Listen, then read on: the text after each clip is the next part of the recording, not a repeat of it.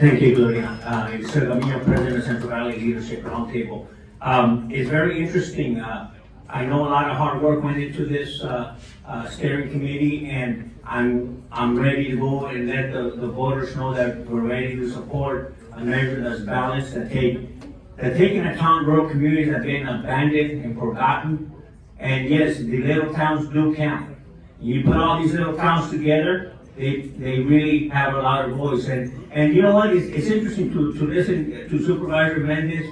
Buddy, I'm not sure, but you're just one supervisor. There's 4 more. And for you to say, oh, I know how they're going to vote, and you have them in your pocket, you know, it's really ironic for you to say that you know how they think and they're not open-minded to what the steering has been working on. You've been there sitting in that seat for a long time, and you need to speak for everybody in the county, not just the folks that are close in your inner circle. We've been forgotten for too long.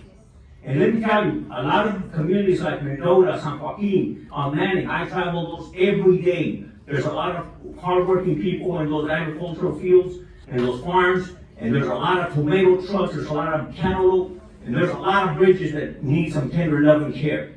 And it's bridges that haven't seen any type of care from the supervisors. And I'm not sure why Brian Kachep's not here. This is where he needs to be and do his job. And he needs to advocate for all District 1. A lot of cantaloupe goes to the different markets throughout the county and throughout the state because of all those farmers. And they need those corridors that pass through Fireball, through Mendota, through San Joaquin. And all that clean energy solar farms, they depend on good roads. In case there's a fire, they got to send our resources. So please, think out of the box in the whole county. You've been sitting there too long, you should be an expert. But you cannot speak for the other supervisors. They need to have their own backbone and not sell out these rural communities like it's been done years after years. We're ready to support a balanced measure, but if you're going to pull out a movida or a trick or whatever, convince all the supervisors, then we're going to have a problem. Thank you.